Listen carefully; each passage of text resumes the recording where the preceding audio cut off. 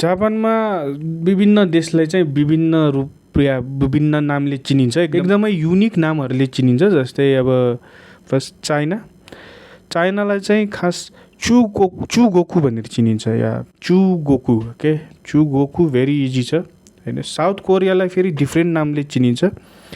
South कोरियालाई खानकोकु भन्छ, खानकोकु भन्छ। अनि नर्थ कोरियालाई चाहिँ खिताचोसेन भन्छ, चोसेन ओके, खिताचोसेन। So easy.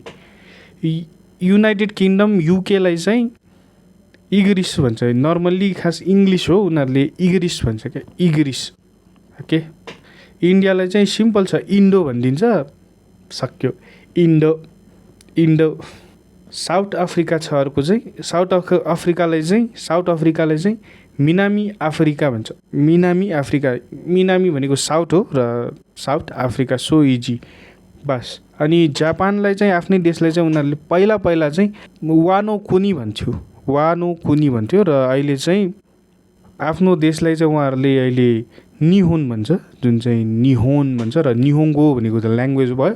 सो अनि लास्टमा नेपाललाई चाहिँ के भन्छ त, नेपाललाई चाहिँ सिम्पल्ली उनीहरूको स्टाइलमा नेपारू भन्छ, जुन चाहिँ कातागानामा लेखिन्छ नेपारू ओके।